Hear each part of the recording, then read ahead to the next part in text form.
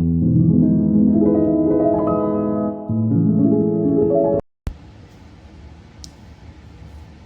everyone, welcome back to my channel. I know it has been a while, child, a while. So I wanted to come on here to get authentic, to get some honesty and some feedback from you guys. I know everybody have seen my other videos where I'm like maybe happy-go-lucky, determined, because my videos have been a little bit on and off on the spectrum. Haven't really been consistent because I've actually just came back off of bereavement from a deaf family, so it was just like I just didn't want to do nothing at all. And I'm trying to slowly build the pieces back up. You guys, sorry for the weird attire, but the hair is not fully done at all. So we're rocking this fedora hat in the house. I'm in a relaxed state right now. Although my nails are done. My nails are done and my feet are done. So, you know, we got that, we can check that off. But no, so this video, first off, before I get into any of that, hello, how are you guys doing?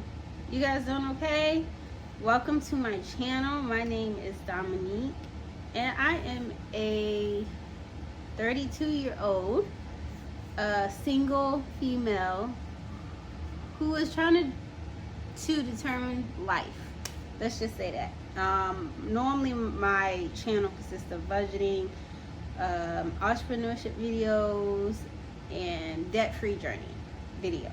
But this one, I really want it to be authentic. Oh, also a trying and up-and-coming YouTube personnel, trying to at least. But I feel like this platform is also a way to tell who I am and, you know,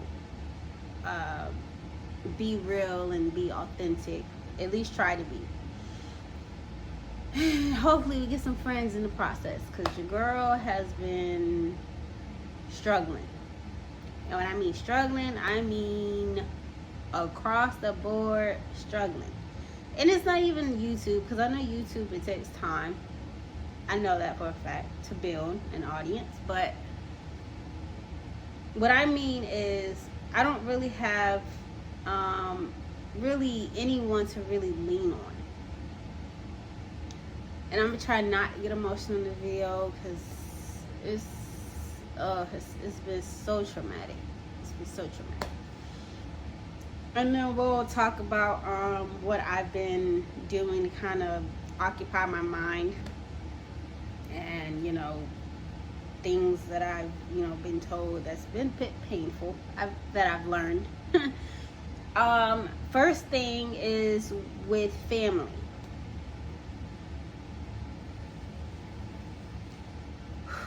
Okay, this is a struggle. I'm gonna try not to cry, y'all, so give me a moment.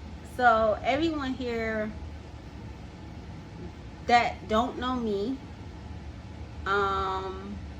worth from a grain of salt. I want you guys to kind of keep an open mind, but yet keep if you're negative in the comments below, keep it to yourself. So so this is all, let me go back to high school. Actually, no, let's go all the way back. So when I was in elementary school, I was always a loner. Like, I had maybe one friend, but then over the years, like, I only had one friend. That was pretty much it. But, you know, as we all got older and grew up, you know, friendship kind of split, I guess. And honestly, at that time, you know, when you're a child, you don't really know why you're not friends with that person no more at all. And you just, you know, you just don't really know because you're a child. You're just trying to explore different avenues to see where you fit in and where you don't. That was me trying to fit in any way, shape, form, anywhere. I was a loner up until high school. That was the worst time when you're new. You know, when you first come into school, you see everybody has this popular kids here, nerds here. You know, the whole clique. Everybody had a clique in high school. Me, when I first started, I didn't really have a clique. I was just trying to figure my life. I was trying to fit in where I could. I was known as the outcast in high school. Obviously, my siblings made it easier because they made friends. They're more the social light. They can make friends easily and long-lasting friends. Whereas me, and I'm not gonna lie, I was jealous of that because I didn't really have anyone, you know, up until now. I mean, you know, so I mean, I had one friend in high school, but she was a bad influence. Let's just go that route. And now my life has turned out, I would say, okay, for the most part. Not where I want to be. I mean, even now, I mean, I don't have, high school was the, middle school through high school was the turning point. And what I mean by that, I mean, I was bullied, laughed at, I got rocks thrown at me because I was in remediation classes, which means, in other words, special ed classes. I learned different in high school. No one really considered being my friend at all. You know, someone where you could have a long-lasting friendship and, you know, you can always call when you need them. I didn't have that. I've always played outside by myself, in the snow by myself. I was a by myself person, okay? I was bold to be by myself. I mean, if someone wanted to be my friend, okay, fine. But I didn't really have a lot. So even in high school, it was a lot tougher because I had a friend that was in my, what I thought was great. But in reality, I knew, girl, you're naive. She is not your friend because she got you over here doing the worst things humanly possible, not drugs. No. More so like hooking up with the wrong type of guys, and she was a handful, let's just say that. And the wrong bad influence. My parents and them, they all saw it. So I don't really talk to her anymore. So then that friendship dropped. I only dated once in high school. That was good actually. And then we kind of, you know, ventured into real life, and, you know, we talked throughout college, and, you know, we kept going up until life. Up until we graduated college. And so throughout middle school and high school, I was a loner. When I got to college, mind you, I went to TCC. I went to Radford University, and I went to West Virginia University, but I went online for my master's degree. So here I am hoping that, okay, maybe I can make some friends in high school. Okay. Yeah, what they don't tell you is that, you know, everybody is in form of cliques, and somewhere along those cliques, you got to be bold. Somewhere you fit in somewhere. I'm not gonna lie, I fit in somewhat with the nerds in high school. I don't know what to call them, like the outcast, I guess. I don't know.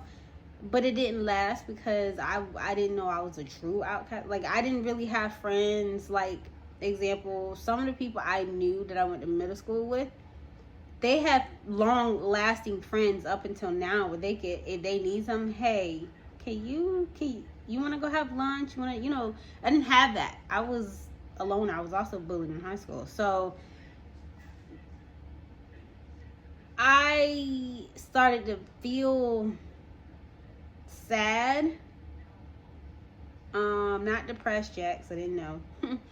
I started to feel sad because I was like, well, how come, and jealous, because I was jealous of those type of friendships, because I'm like, I wish I could have someone to actually call me and, check in on me if something was happening. I would know it, because, y'all, my phone is dry till this day. Let's just be honest. So then I started an internship on cruise lines. Loved traveling. Figured I loved it. That actually helped me get away from all the chaoticness and my feelings and all the other crap. I got to meet new people. They weren't my friends, but I did get meet new people. I got to meet acquaintances, and it was fun. And some of us exchanged numbers, but till this day they don't really call me or check in or anything of like a matter. So I expected it. I kind of expected that, everything wasn't going to go the way I would have hoped. And now into adulthood, it has really taken its toll and been affecting me in a way where now it's starting to transition over to family. And what I mean by that is that there's a lot of family members that call my mom, and I've been told about this. So we have family members that, have called my mom with a lot of concerns about me, which is crazy because they were the ones that told me, hey, you could come to me, I'm a listening ear. But yet, you tell my mom your concerns, but then now you got my mom thinking, yeah, by the tone of her voice, she sounds suicidal. How? Please tell me how. Because, that hurt me the most when I found out family was thinking that I was suicidal because of how I was talking. Depressed, maybe. Depressed all day. Probably. Cool. Suicidal, absolutely not. How they got that impression just because I'm not, I don't have friends to go out with, to have fun with. Cause let's all be honest, because I did say authenticity and honesty. I don't have any friends at all. And then what made it worse was I'm not as social. I try to be social, but it never pan out the way I hope it does. Like, I could sit here and talk or whatever, and I'm trying so hard not to. You guys hear it in my voice. I'm trying to hold back tears because it's not easy to talk about. I do go out and I do try to have a conversation, but the conversations are very hard because I don't know how to hold conversations that will be long lasting. And then and I try really hard not to talk about me a lot and what I'm doing, because that seems to be unfair and unwavering. And then it's even harder for me because of the fact it's even harder. It's harder for me to engage with anyone because I don't have those. To me, I feel like it's an experience. I didn't really get any of all that experience in middle school through high school because I was bullied. I mean, how can you really expect someone to be fully transparent and be happy and try to get some experience when you've been bullied a lot? In high school, in middle school, and you don't have any friends, so you can't really call anyone to talk to, vent to or anything like that. And then you can't go to your family because they don't have patience. My family even told me they don't have patience for this. They don't have patience to sit down and actually have a kumbaya, come to Jesus moment to kind of figure out, okay, what's going on, which is sad. And I was told by my mom, That's what therapists is. That's what therapists is for. Therapists are paid. They sit there and live for you to listen, because we don't have the patience. So I'm sitting here thinking, wow. Now I know the truth about my whole family and what they think. I've also been told, don't nobody want to have a conversation. Like, okay, when I was in high school, that was the main topic for me, was school, because that was relatable to me. My mom had set me aside. She was like, okay, don't nobody want to talk about school all the time. You got to come up with something else. Like, at the time, I didn't know how to do that. I don't know how to express my feelings, because of the fact I'm very socially inexperienced and I don't want to say socially awkward, but I can be when I try to hold a conversation. It doesn't work, and then I'm literally sitting in a corner by myself, either eating or drinking. The only thing I know how to do is, hey, how you doing? And I have family members that are terrible, I'm not gonna lie. Like, yesterday, I have some cousins that I don't really talk to, because they form a clique of their own with each other. I grew up with them rarely. My whole family, I'm not gonna lie, they're all dysfunctional, both sides, my dad's side and my mom's side. So it's all dysfunction at this point, and I feel hurt as being the oldest of 5, because they only call me when they want something. And the little naive me keeps thinking, okay, well, if I do this, are you gonna call me? And then the desperation comes out. Like, I really want to be your friend. I want to try to have a communication, but I can tell when people don't want to be bothered, and yet I still try to force a friendship, which is hard, and which is probably why I don't have any friends at all till this day. I'm a loner. I can admit that. I don't have a lot of experience in having friends, conversations, because I didn't have that. And then yesterday or last night, when I said I worked on cruise ships, I had a coworker that I used to work with on there. He was in housekeeping, and he told me, he likes debates. I hate debates, because that irritates my soul to the max. And like, I'm a female, so obviously men think females don't know nothing of a sort. Anyway,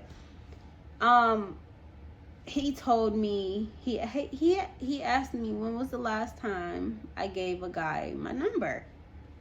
Mind you, I haven't dated since high school, so, but I've gone on dates. I'm not gonna lie, I've gone on dates. It was just nothing serious at all. And then he had to be honest with me. He was like, I'm gonna be honest with you, you're unapproachable. You're not approachable. And knowing me, I'm not gonna lie, I do get defensive a lot, and I don't allow people. I do interrupt, which I'm still trying to work on. I do try to work on myself, and now I'm 32 and I want a family, kids. I want to settle down, but I feel like it's not going to happen because I'm not as social like everyone else, and because I'm unapproachable, so I've been told, and this is the first time I'm hearing it. And I'm over here researching how to be how to be more approachable, because I do it now. Granted, I do take myself out on dates, you know, because it's part of my, it's like a, I use my days off as a, oh, let's go out and, you know, an outing or something. And I do try to be, you know, approachable, because I do dress to the nines. Minus now, because I'm home trying to relax a date for, you know, for 3 days. Whew, sorry, y'all. Wow. I did not mean to yarn like that. But, so I really do not know what else to really do. I wanted to come up here and kind of, you know, vent, obviously, and voice my opinion as far as how this occurred, or what I need to, or if there's ways to kind of, and I don't want to make this video too long, but I've been doing a lot of reading, and I've been reading my Bible. Obviously, I'm almost done with the book of Matthew, so I've been reading the Gospels. You know, I've been trying to change a lot of things in life, my life at least. And I've been doing a lot of reading. I'm actually waiting on another book that should be here soon. And I've started reading A Lady in Waiting as well. I just started it, kind of, sort of, but I'm not gonna lie, it's hard. It really is. I've also been crocheting, you know, some pieces here and there, but also been trying to get, you know, business and everything up and running, which I've been doing on paper, but I can't fully, you know, build it yet, because with my schedule at work, I need to be in a solid position where it's like 8 to 5 Monday through Friday, off on weekends, so it'll be a lot easier.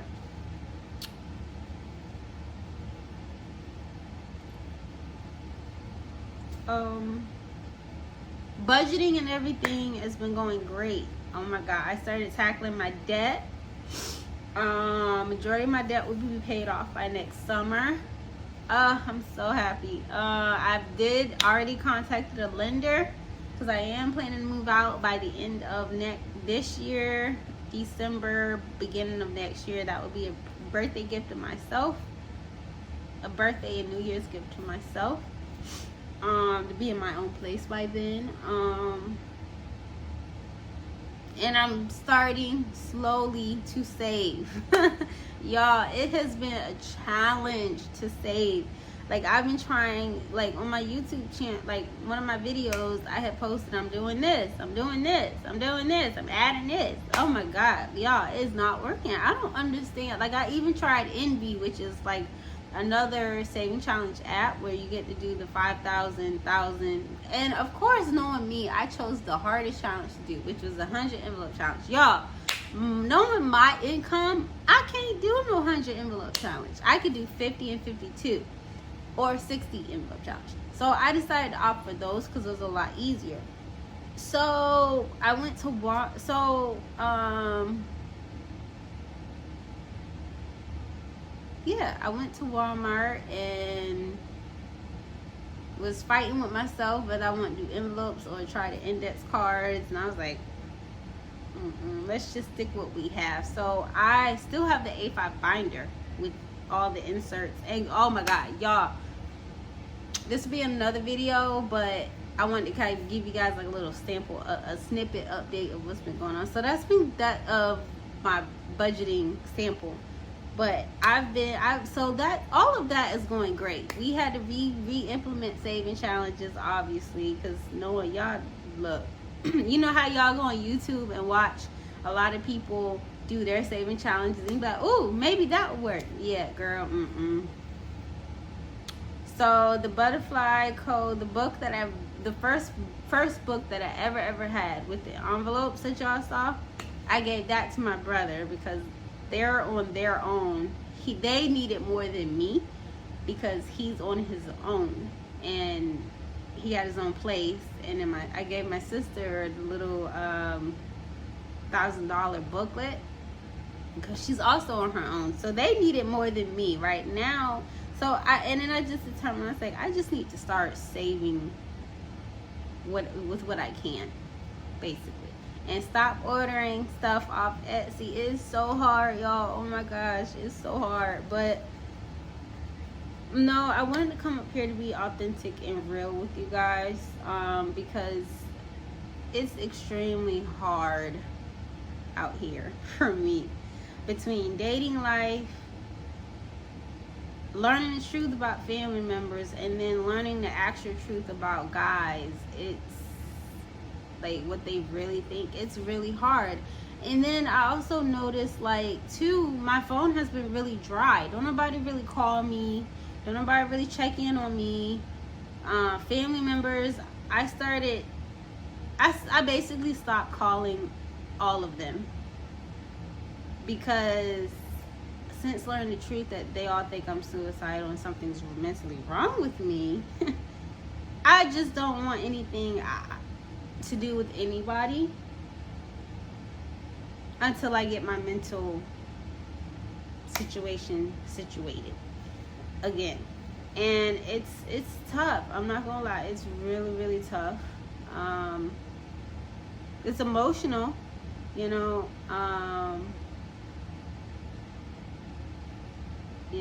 And with the guys, with the men and dating situation, that has been nothing. Obviously, I mean, I've done the dating apps, I've done I've done pretty much some of everything in the dating apps, but the hardest part for me is the waiting until marriage, because I made that decision and I'm still sticking to that decision. That's not going anywhere. I can't lower my standards any farther down than that, and I'm not.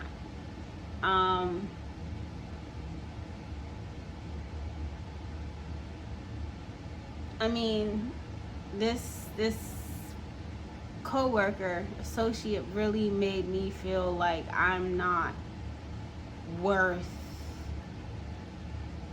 like, I know my worth, but because he's a guy who doesn't feel like